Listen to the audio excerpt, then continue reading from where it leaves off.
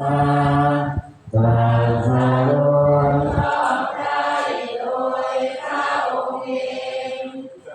นะโมตัสสะภะคะวะโตขอน้อมน้อมพระผู้มีพระภาคเจ้าพระองค์นั้นอะระหะโตซึ่งเป็นผู้จากกิเลสสัมมาสัมพุทธัสสะตรัสรู้โดยพระองค์เองตังโฆปนะภะคะวันตังเองกัมมยาโนทิฏฐิสังโฆขะโตก็คืออันงามของผู้มี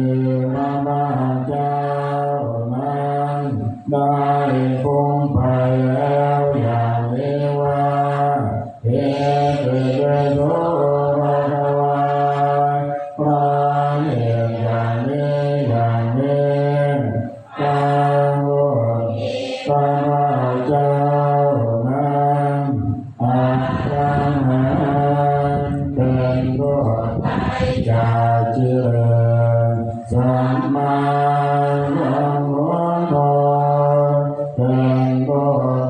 สรู้ชอบได้โดยพระองค์เองวิชาจรณะสัมปันโนเป็นผู้ถึงพร้อมด้วยวิชา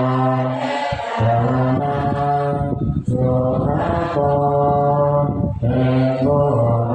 แล้วด้วยดีโลกวิทูอย่างแจ่มแจ้งอนุภาโวธรรมสารีเป็นผู้สามารถฝึกบุรุษสมควรฝึกได้อย่างไม่ผิดยิ่งกว่าสาวกเทวมนุษย์เราเป็นครูผู้สอนของเทวดาและมนุษย์ทั้งหลายพุทโธเป็นผู้เป็นผู้เบิกทางด้วยธรรมภะคะวะเตเป็นผู้มีความจำเริญสอนสั่งดังนี้นัตถิเมสรณังอัญญังพุทโธเมพลังสรณะอื่นของข้าเจ้าไม่มีพระพุทธเป็นสรณะอันประเสริฐของข้าเจ้าเอเตนะยะวันเตนะวันไตยังสัพพุทธเนด้วยการกล่าวคำสั่งนี้ข้าพเจ้าพึงเจริญพระศาสนาพระศาสนาพุทธังเมวังธรรมานิรังยังปุญญังปัสสุตังอิทังข้าพเจ้าผู้อยู่ถึงพระพุทธเจ้าได้ฝันขวายบุญในบัดนี้จะเป็นอะไรเมสัพเพทัสสะอันตรายทั้งปวงอย่าได้มีข้าพเจ้าด้วยเดชแห่งบุญนั้นอาเยนะอาจารย์เจตัสสะด้วยกายก็ดีด้วยวาจาก็ดีด้วยใจก็ดีกุเรกุปนังบรตังมะยังกัมเมติยาใจเด พระเจ้าประทานแล้วไหว้พระพุทธเจ้า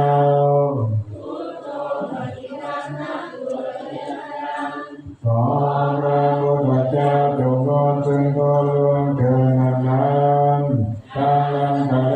สังวริโตมาพุทเทสัตว์ระวังหากว่ารู้หลักในการต่อไปอันธรรมยังธรรมานุสตินายังคารวะมันเส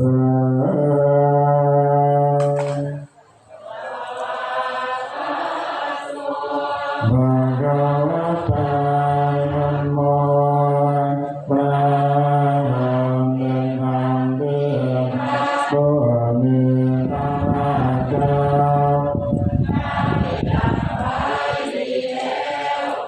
วันนี้คือก่อ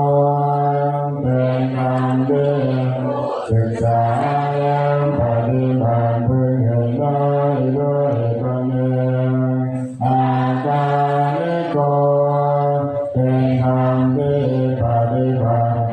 และให้ผลได้ไม่จำกัดการเรีมาสิโกเป็นธรรมที่ควรกล่าวกับผู้อื่นว่าตั้งตรงมาดูเถิดโอปะระหิโกเป็นธรรมที่ควรน้อมเข้ามาใส่ตัวปัจจตังเวตัพโพวิโยนิเตเป็นธรรมที่ผู้รู้ดังนี้นับถือแม่พระนางยังพระโมพระนางสารณะเดือนก่อนพระเจ้าไม่มีพระ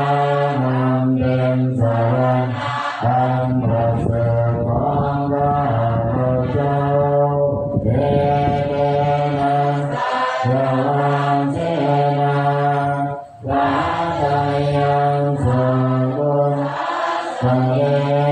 งด้วยการกล่าวคำสรรเสริญเจริญในพระศาสนาของพระศาสดาธรรมังเมวังกะเทนะยังปุญญังปัสสตังอิทาข้าพระเจ้าผู้ว่าอยู่ซึ่งพระธรรมบัดนี้สัพเพติอันตรายาเมโสตัสสะเตสะสะอันตรายทั้งปวงอย่างมีแก่ข้าพระเจ้าด้วยเดชแห่งบุญนั้นกายเยนะวาจาโนเตตัสสะวะด้วยกายก็ดีด้วยวาก็ดีด้วยใจก็ดีธรรมเมตุกังภะคะตังมัจจายังกันนาติเตียงอะไรเดียงพระเจ้าประทานแล้วในพระธรรม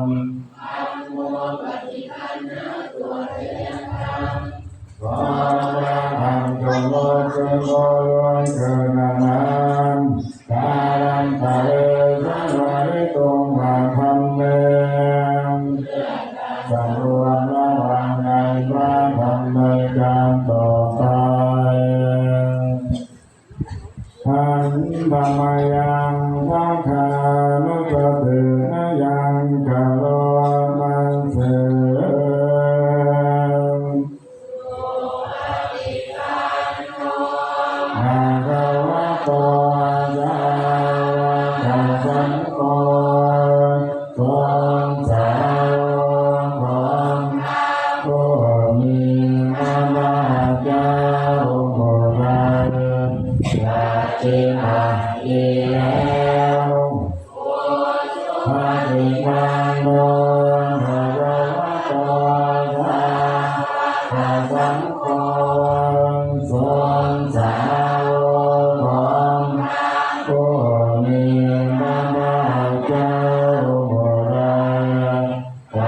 ฏิบัติตรงแล้ว